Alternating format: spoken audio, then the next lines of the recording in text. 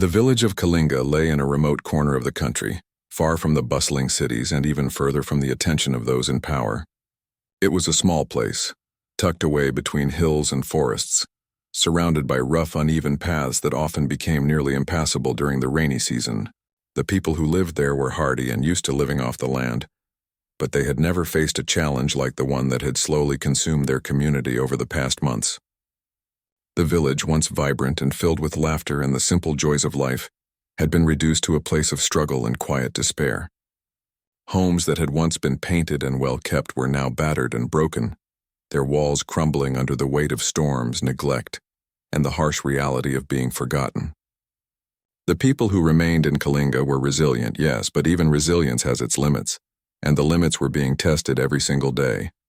Life in Kalinga had never been easy. The villagers survived by farming small plots of land, tending to a few animals and depending on what little trade they could manage with nearby towns. For generations they had faced the occasional storm, the occasional flood, and the occasional shortage of food. But those were challenges they could meet together. They knew the rhythm of the seasons, understood when to plant and when to harvest, and had learned to help one another through hardship. But the past few months had brought a level of suffering that was unlike anything they had experienced before. Conflict from nearby areas had started creeping into their lives. The political unrest that seemed distant and abstract at first became very real when travelers spoke of destroyed villages, and rumors of danger began circulating like whispers through the streets. At the same time, natural disasters struck. Heavy rains caused floods that washed away roads and bridges, and landslides destroyed homes and fields. Each new event compounded the last, and what little the villagers had managed to hold on to was slowly slipping from their grasp.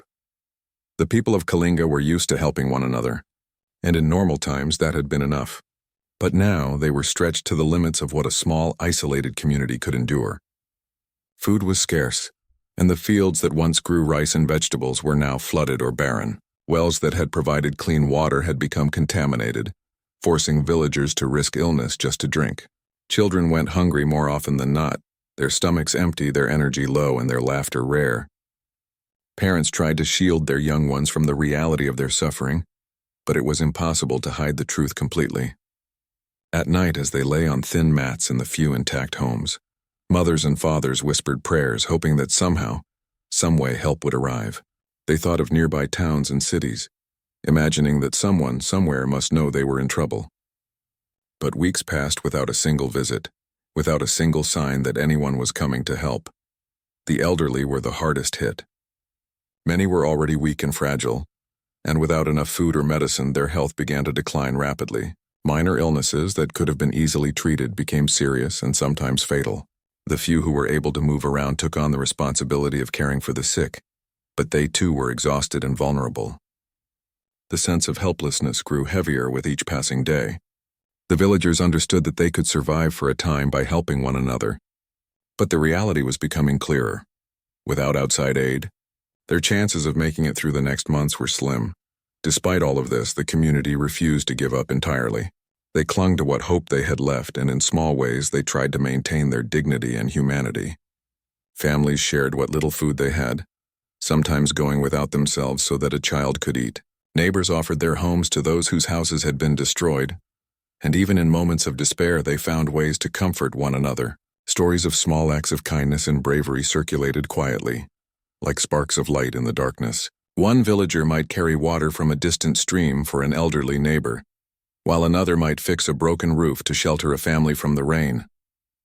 These acts, while small, kept the sense of community alive and reminded everyone that they were not entirely alone. The children of Kalinga bore their own unique hardships. They could not play freely in the fields as they once had. Instead, they spent hours collecting firewood, carrying water, or helping to care for younger siblings. Their clothes were worn and patched, their shoes often missing entirely, and their faces carried expressions far older than their years. Yet even amidst the hardship, there were moments of laughter and innocence.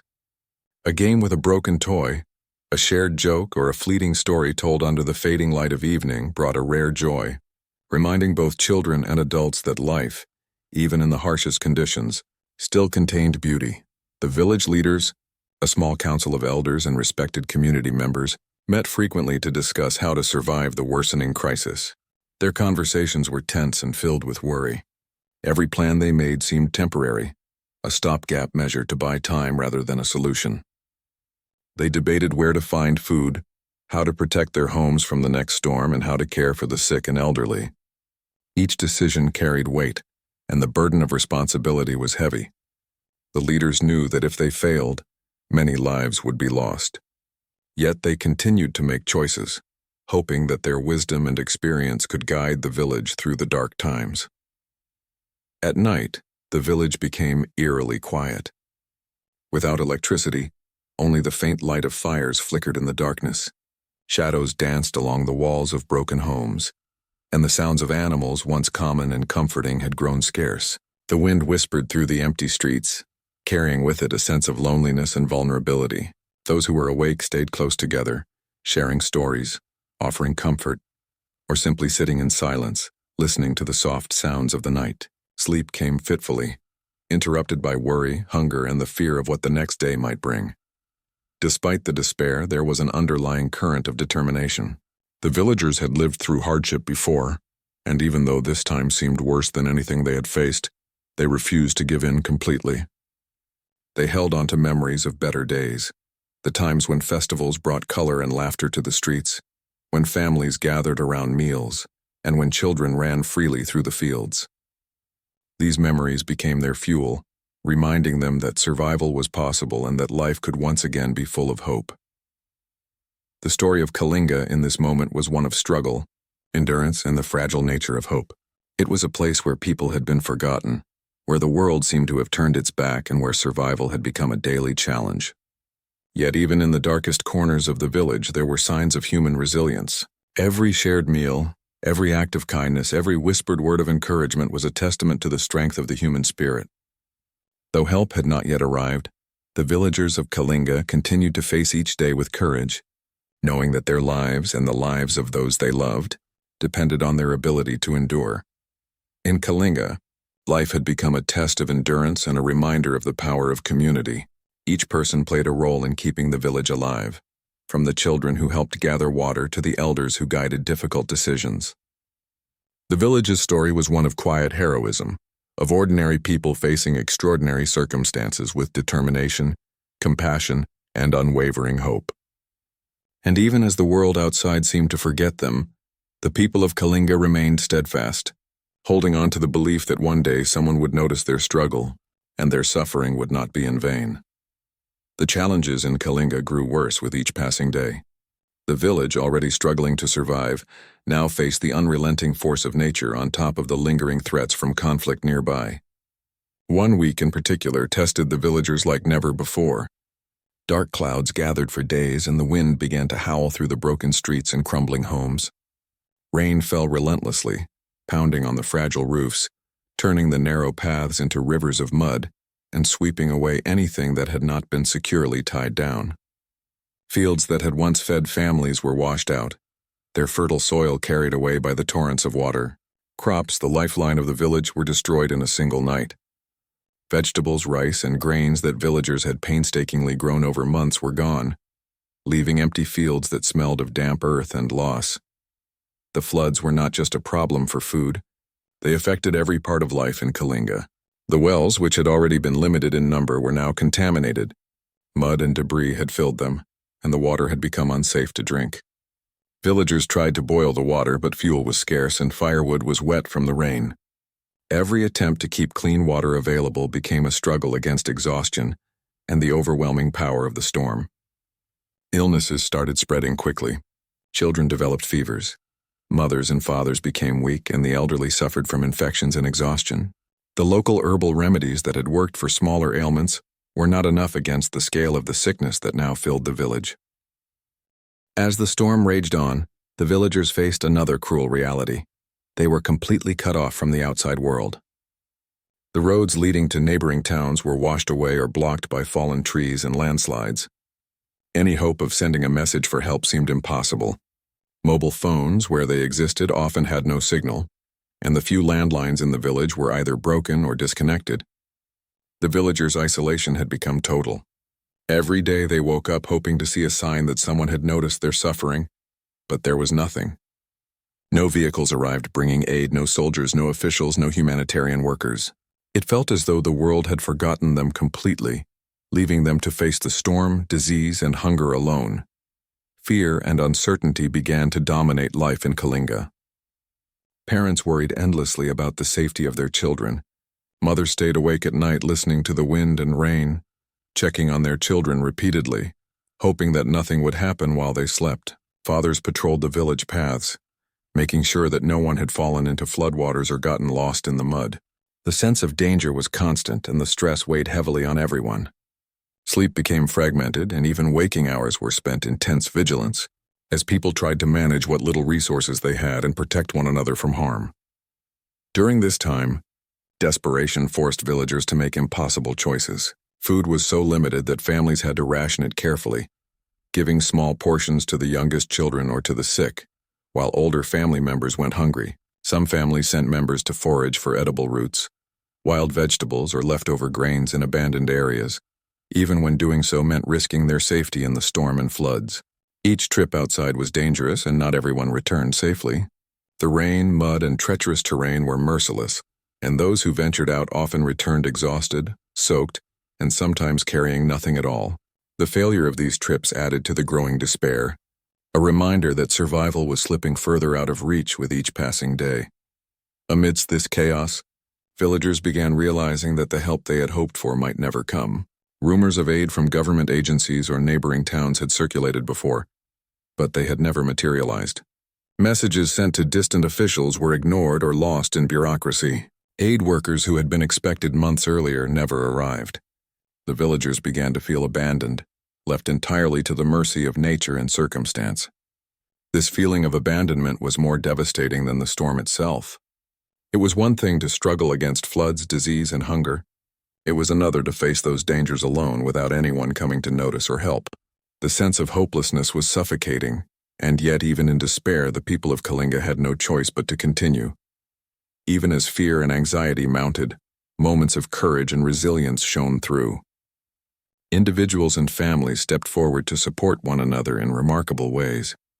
A young man named Arjun, despite his own hunger, went out into the rain to fetch water from a distant, safer stream for an elderly couple whose home had been flooded.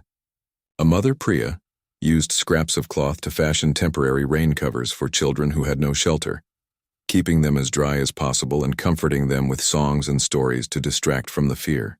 The village teacher, Raman, gathered the few children who were still able to attend makeshift lessons in a partially collapsed building, insisting that education and normalcy, however small, could not be abandoned. These acts, while small in the grand scale of disaster, kept hope alive and reminded the villagers that they were not powerless. The emotional toll of the disaster became increasingly visible. Adults moved through the village with weary expressions, shoulders slumped under the weight of responsibility and worry. Their eyes, once filled with optimism and energy, now reflected exhaustion and fear. Children too young to fully understand the complexity of the situation became quiet and withdrawn, sensing the tension and unease around them. Some cried silently when they were alone, missing the security and comfort that had once been constant in their lives. The village itself seemed to carry this sadness, with broken homes, muddy streets, and flooded fields acting as constant reminders of how vulnerable they had become. As the days of the storm stretched into a week, survival itself became a test of endurance and willpower. Each morning brought new challenges. Roads washed out further, roofs leaking more, and sickness spreading faster. Villagers had to make calculated decisions about how to allocate their scarce resources. Should food go to the children first or to the elderly who could not survive without it? Should water be used for cooking, drinking, or cleaning wounds? Every choice was a matter of life and death, and there was no clear answer.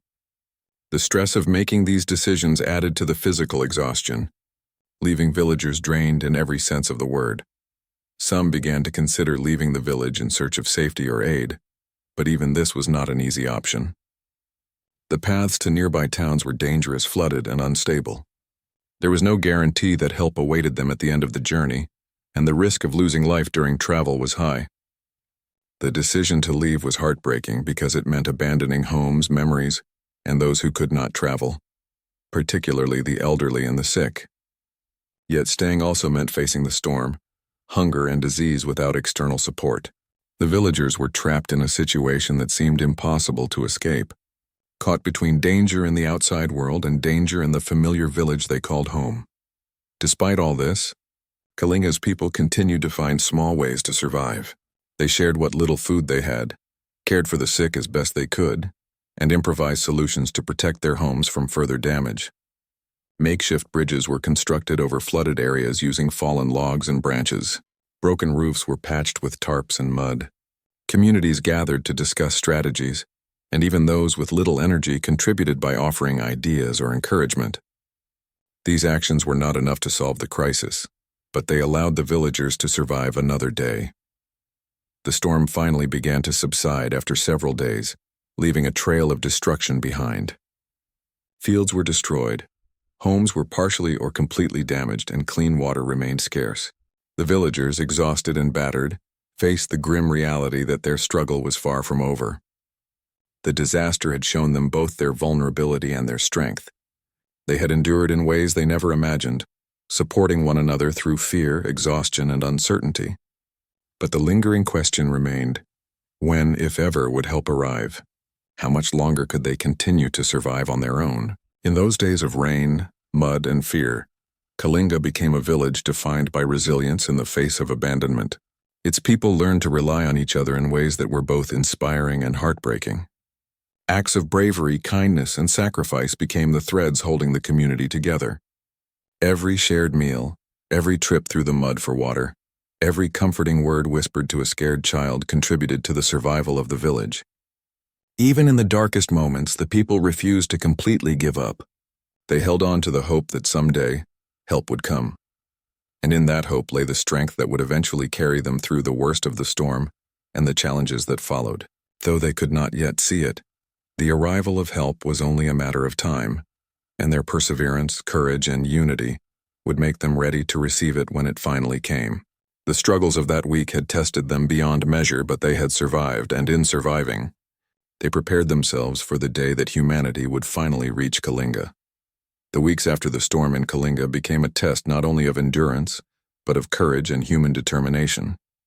Life in the village had changed completely. The rain had stopped, but the damage it caused remained. Homes were still broken, fields destroyed, and the once clear paths now remained muddy and dangerous. Even the clean water supply, though slightly better, was still far from safe. Villagers struggled to maintain a routine, but the sense of despair that had settled over Kalinga was not easy to shake. Hunger, sickness, and fear were constant companions, yet amidst these hardships the people continued to fight for survival. The villagers had begun to develop a routine in their struggle. Early in the morning, before the sun rose, groups of people would gather to assess the damage from the previous day. Roofs were checked for leaks, temporary shelters were repaired with whatever materials were available, and wells were cleaned as best as possible.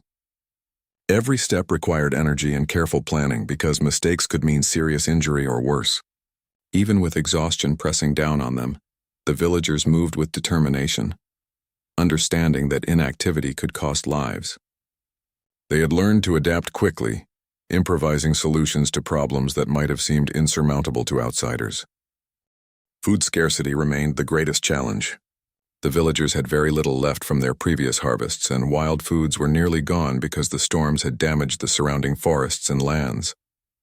The people had to get creative to survive. They collected whatever edible roots and plants could be found and boiled them for meals. Every family rationed its small supply, prioritizing children and the sick, while older family members often went hungry themselves.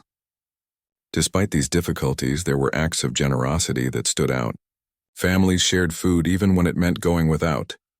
Neighbors gave part of their limited supply to those in greater need, and everyone made sure that no child went to bed completely empty-handed. These moments of shared humanity kept the community together and gave hope when it seemed impossible to find any. The threat of disease had grown.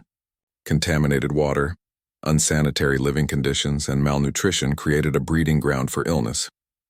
Children were the most vulnerable, their bodies weak from lack of proper nutrition. Many developed fevers, diarrhea, or skin infections, and the elderly also suffered from diseases that spread quickly in such conditions. Villagers did their best with limited knowledge and resources.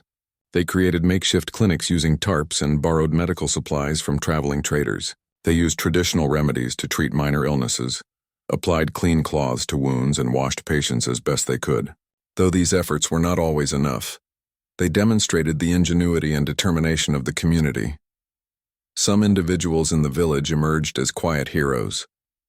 A young man named Arjun spent hours each day walking miles to fetch water from a distant spring that was still clean. Despite his own hunger and fatigue, he continued to make the journey, knowing that without water the sick and children could not survive. A woman named Priya tirelessly cared for her neighbors' children, cooking, cleaning, and comforting them, all while ensuring her own children survived. The village teacher, Raman, transformed the remains of a damaged school building into a temporary learning center, where he continued to teach the children, hoping that education could provide some sense of normalcy and hope amidst chaos. These acts of courage and dedication, though often unnoticed by the wider world, became the lifeline of Kalinga. Life for the children was particularly difficult.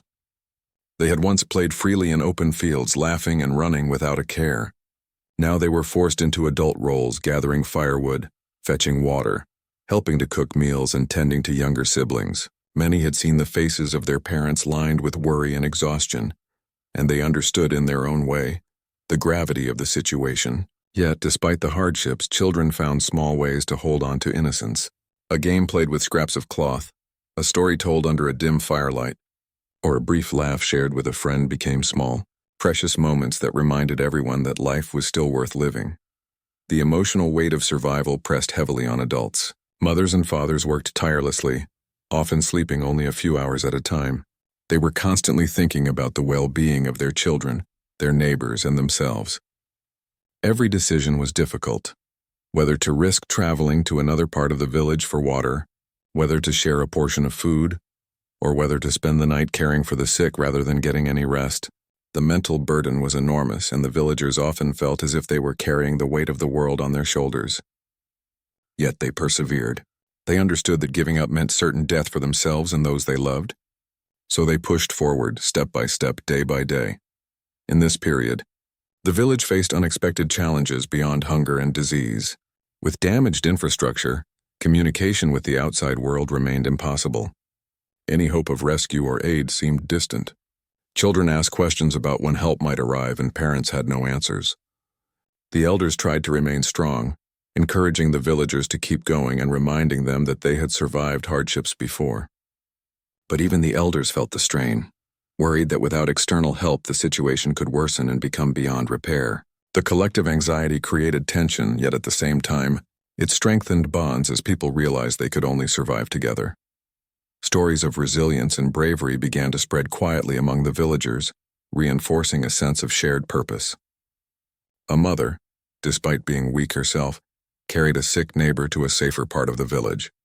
A group of men worked together to repair a collapsed bridge, allowing the safe passage of water and supplies. Children collected debris from flooded areas, turning it into makeshift tools or shelters. Each act, no matter how small, had an impact, and slowly the villagers began to see the difference their efforts were making. Even in the midst of suffering, they discovered a quiet pride in their ability to endure. Yet the constant struggle left them physically and emotionally drained. People had little energy for more than basic survival. Fatigue settled in, making each day a test of willpower. Simple tasks became monumental efforts, and minor injuries or illnesses could be life-threatening. The villagers had to be careful with their bodies, balancing the need to work with the need to rest. Each day demanded a careful allocation of energy and resources, and mistakes could have severe consequences. This delicate balance of survival highlighted the fragility of life in Kalinga, and yet it also showed the incredible strength and determination of its people. In spite of all these struggles, the village never completely lost hope. Villagers would gather in small groups, sharing stories, offering comfort, or even singing quietly to uplift spirits. These small acts of communal support became essential, providing not just practical help but emotional strength. Adults reassured children, children reminded adults of the importance of laughter and play, and together, they created a network of resilience that allowed them to keep going, day after day. Every shared meal, every story, every small act of kindness contributed to the survival of the village, and strengthened their sense of community. During this period, villagers began to realize that their survival depended on more than just physical endurance. It required creativity, adaptability, and courage. They found new ways to collect water, to protect homes from rain, and to feed the hungry. Old skills long forgotten were revived and new strategies were developed. People learned to make do with what they had, and in doing so discovered a strength they did not know existed. The crisis revealed both the vulnerabilities and the resilience of humanity in its purest form. As time passed, the villagers also began to prepare mentally for the possibility of outside help. Even though they had been abandoned so far, they could not give up hope entirely. Each day they looked for signs of approaching aid, distant vehicles on the muddy paths, the sound of helicopters, or any unusual movement in the distance. Every small sign was met with hope, sometimes cautious, sometimes desperate, but always persistent. They clung to the belief that someone, somewhere, would notice their struggle and come to help. By the end of this period, the village had survived countless obstacles, but the struggle was far from over. Hunger, disease, damaged infrastructure, and isolation remained constant threats. Yet the people of Kalinga had demonstrated incredible courage, resourcefulness, and unity. They had endured suffering that would have broken many communities, and in the process, they became stronger, more resilient, and more connected than ever. Their experience revealed the depth of human endurance and the power of collective effort in the face of overwhelming odds. Kalinga was no longer just a village.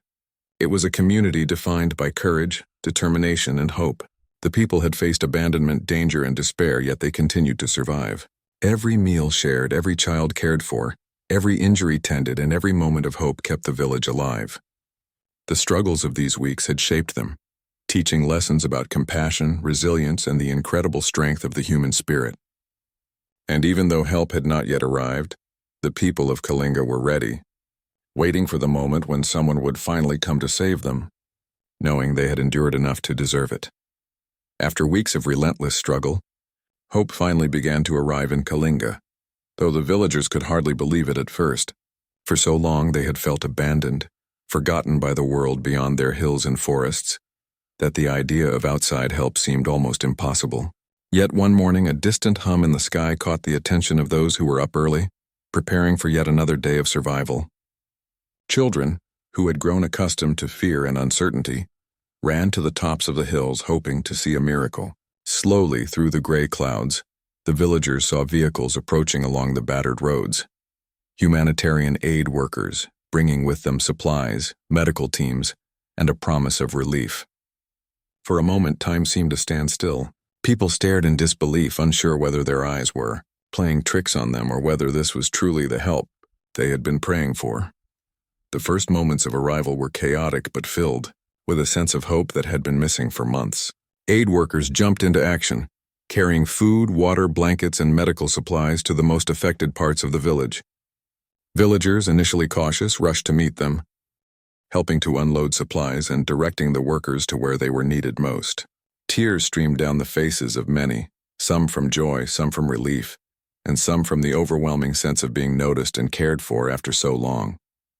The air, which had been thick with despair and tension, was suddenly filled with activity, voices, and movement, as if the village itself had been awakened from a long, terrible dream. Medical teams immediately began assessing the health of the villagers. Doctors and nurses moved swiftly from home to home, checking children with high fevers, the elderly suffering from untreated illnesses, and anyone with injuries or infections. For months, the villagers had done their best to treat sicknesses with limited knowledge and resources, but now trained professionals could intervene. They administered medicine, set broken bones, treated infections, and provided guidance on nutrition and hygiene. The sight of trained medical personnel working tirelessly brought a sense of relief and safety that the villagers had not felt in a long time. Clean water and food distribution became the immediate priority. Relief workers set up collection points where villagers could receive safe drinking water, rice, vegetables, and other essential items. Long lines formed, but they were patient, grateful for each meal and every clean bottle of water. Parents watched with relief as their children were fed properly for the first time in weeks. The children's faces, once pale and tired, now began to regain some color and energy. The sight of food on the table, a luxury that had become rare, was met with cheers, laughter, and tears. These small but vital changes began to restore a sense of normalcy in the village. Engineers and construction teams also arrived, ready to repair critical infrastructure. Collapsed bridges were rebuilt, allowing safe access to surrounding areas. Roads once impassable were cleared of debris and mud. Homes damaged by the storms were patched or rebuilt, and temporary shelters were constructed for families whose houses had been destroyed completely. The village, which had seemed broken and abandoned, began to transform before the villagers' eyes.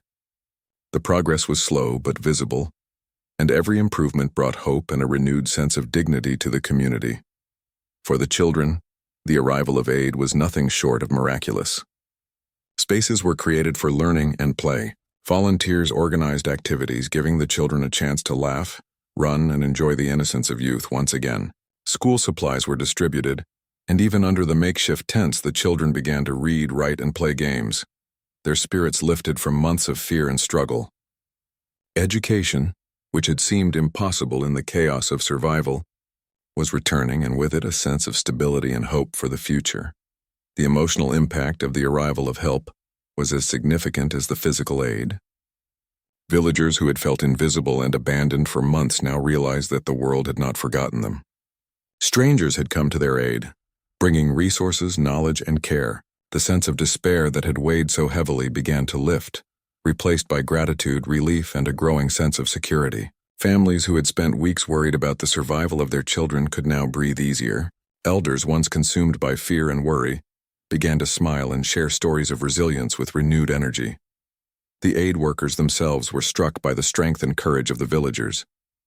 They observed how, despite extreme hardship, the people of Kalinga had cared for one another, protected the sick, and ensured that children and the most vulnerable had survived.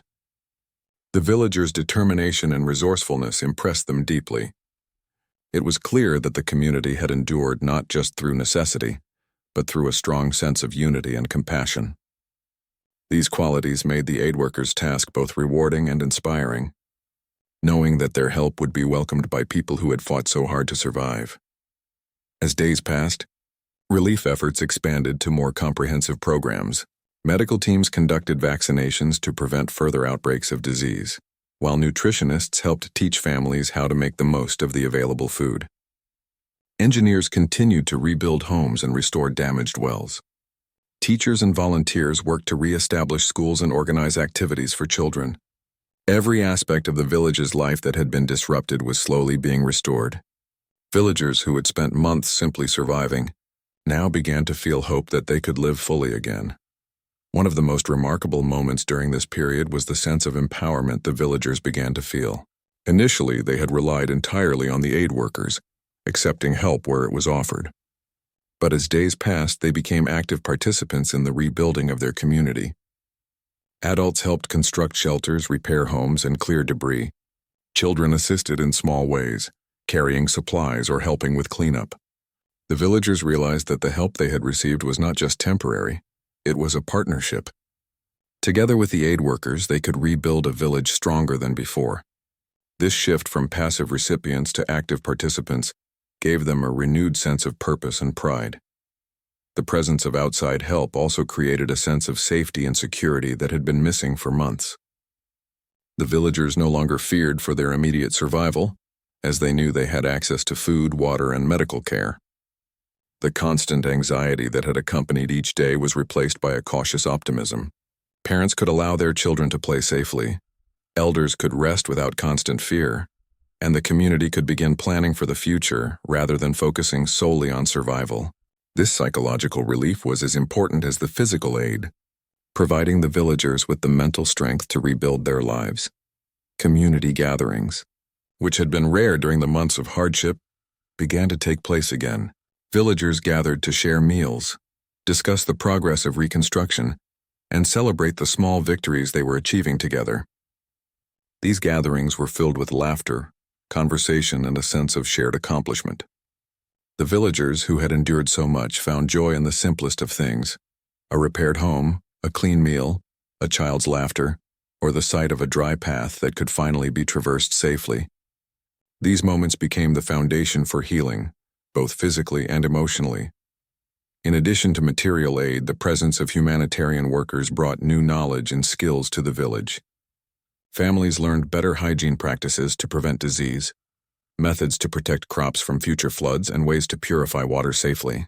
These lessons, though small, were invaluable. They helped the villagers not just survive but prepare for future challenges. The combination of immediate aid and long-term knowledge created a sustainable foundation for recovery, ensuring that Kalinga would be stronger and better equipped than before. By the end of this period, the village had transformed in ways the villagers had only dreamed of. Homes were repaired, food and water were available, children were learning and playing again, and the sick were receiving proper medical care. More importantly, the villagers' spirits had been lifted. The despair and fear that had defined life for so many months were slowly being replaced with hope, pride, and a renewed sense of community. They realized that they were no longer alone, that the world had not forgotten them, and that together they could rebuild their lives and their village. The arrival of aid was not just about survival. It was about reclaiming dignity, hope, and the possibility of a future. The villagers of Kalinga had endured immense hardship, and the arrival of help transformed their struggle into a story of resilience, unity, and human compassion. They had survived the storm, disease, hunger, and isolation, and now, with the support of others, they could finally begin to heal. This moment marked a turning point in the village's history, a shift from despair to hope, from fear to confidence, and from isolation to connection with the wider world. The story of Kalinga's survival during these weeks would not be forgotten.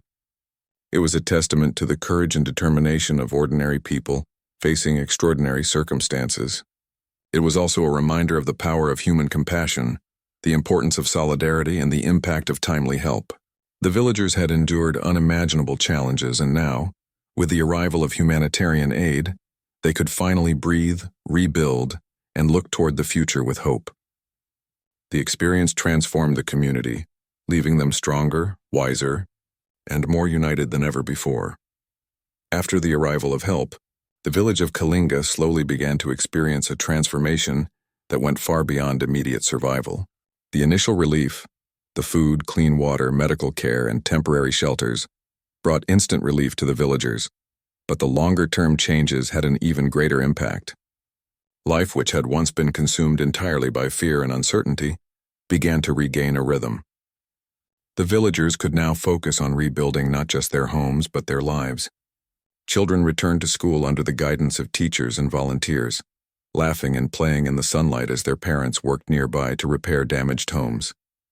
The restoration of routine, no matter how simple, was a powerful symbol of hope for the entire community. Families who had once struggled to share meager meals without arguing now found comfort in gathering together. Food, which had been a source of stress and conflict, was no longer a daily worry. Parents watched their children eat without hesitation, seeing the bright eyes and lively energy return to faces that had once been pale and tired. It was not just about nourishment. It was a reminder that life could be normal again, that the horrors of the past months did not have to define their future. Villagers began to smile more, speak more freely, and even joke occasionally, a sound that had become rare in Kalinga. The reconstruction of homes and infrastructure created a tangible sense of progress. Damaged roofs were repaired, walls rebuilt, and debris cleared from streets. Bridges and paths that had been impassable were restored, allowing villagers to move safely through the village and reconnect with the world beyond. Each repaired home and cleared path was a symbol of hope, a visible testament that the community was capable of surviving hardship and emerging stronger. People began to take pride not only in their homes, but in the collective effort that had made reconstruction possible. The village, which had felt abandoned and isolated, was now thriving with the energy of shared work and renewed purpose. Health and well-being improved dramatically, with medical teams treating illnesses, providing vaccinations, and offering guidance on hygiene. Disease rates began to drop. Children grew stronger and more active, while adults who had been weakened by months of malnutrition began to regain energy. The elderly, who had been most vulnerable during the crisis, received the care they desperately needed. Simple acts like washing hands, purifying water, and receiving proper nutrition made a profound difference in the villagers' daily lives. The combination of medical care and practical knowledge created a lasting impact that went beyond the immediate relief, giving families tools to protect themselves in the future.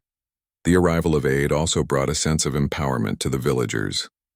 Initially, they had depended entirely on the humanitarian workers, accepting the supplies and guidance offered.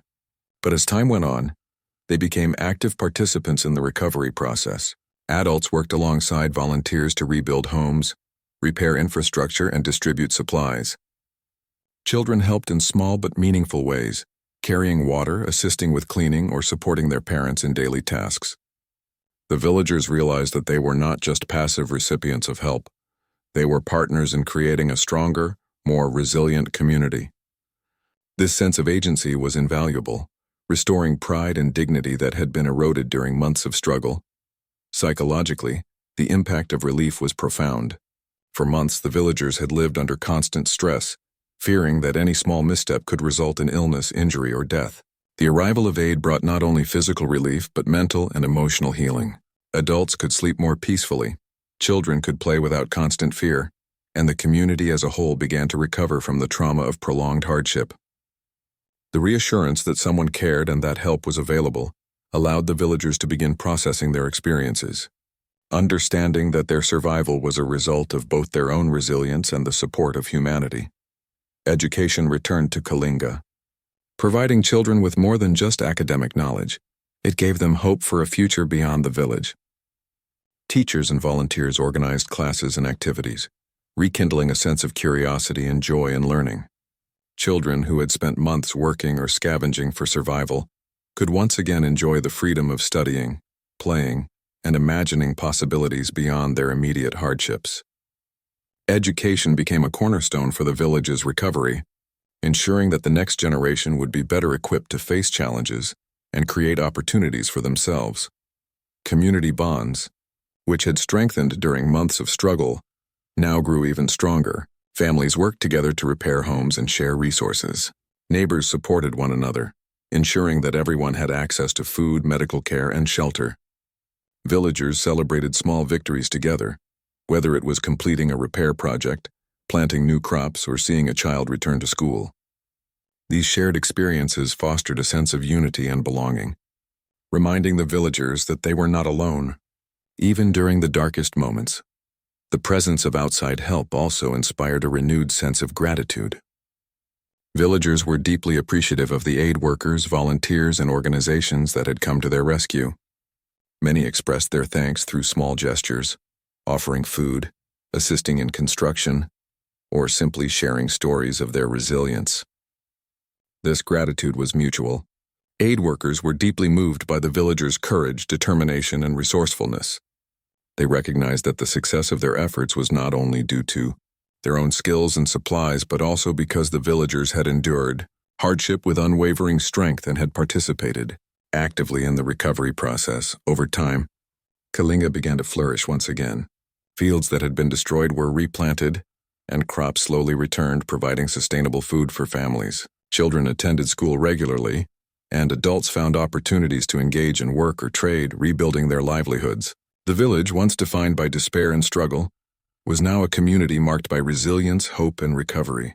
The experience of survival, hardship, and eventual aid had transformed Kalinga, leaving it stronger and more united than ever before. The villagers reflected on their journey with a mixture of pride and humility. They had survived months of extreme hardship, faced starvation, disease, and the fear of abandonment, and yet they had endured.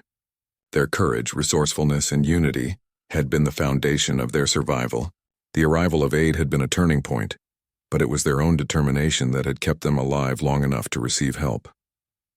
This reflection fostered a sense of empowerment, teaching the community that even in the most desperate situations, human resilience, compassion, and collaboration can create miracles. The story of Kalinga became an inspiration not only for its own people, but also for the wider world. It demonstrated the power of human courage and the importance of timely support from others. Aid alone could not have saved the village. It was the combination of external assistance and the villagers' determination that ensured survival and recovery. This story highlighted how ordinary people, when faced with extraordinary challenges, can endure and thrive with the right support and the strength of community. In the aftermath, The villagers also began to plan for a more secure future. They worked on strategies to prevent or mitigate the effects of future storms, floods, or other disasters. Wells were reinforced, drainage systems repaired, and homes built stronger than before. Knowledge shared by the aid workers about hygiene, nutrition, and health was applied and passed down, ensuring that the lessons learned would have a lasting effect. The villagers were not only recovering from past hardship, they were preparing themselves to face future challenges with wisdom and resilience. The long-term impact of the aid extended beyond physical survival. It had restored faith in humanity, reminding the villagers that even in the darkest times, help and compassion could reach those in need. The emotional and psychological benefits were profound. People who had experienced fear, abandonment, and despair learned that community, courage, and compassion could overcome even the greatest challenges. Their experience became a source of pride and a lesson in resilience, inspiring future generations to act with strength, kindness, and unity. As months passed, Kalinga became a village that embodied hope, resilience, and renewal. The scars of the storm and months of hardship remained, but they served as a reminder of what the villagers had endured and overcome. Children thrived, adults regained strength and confidence, and the community functioned with renewed purpose. Life was not perfect, but it was filled with promise. The villagers knew that challenges would come again, as they always do, but now they had proof of their own strength and the support that could be found in humanity when it mattered most. In the end, the story of Kalinga was not just about survival. It was about the triumph of the human spirit. It was about courage in the face of despair, unity in the face of isolation, and hope in the face of abandonment. The villagers had endured months of unimaginable hardship and had emerged stronger, wiser, and more connected to one another and the world around them. Their journey showed that even when it seems that all is lost, resilience, compassion, and the support of others can restore life, dignity, and hope. Kalinga had been left to die, but through determination, courage, and the timely arrival of help, it was saved. And in its survival lay a story that would inspire countless others for generations to come.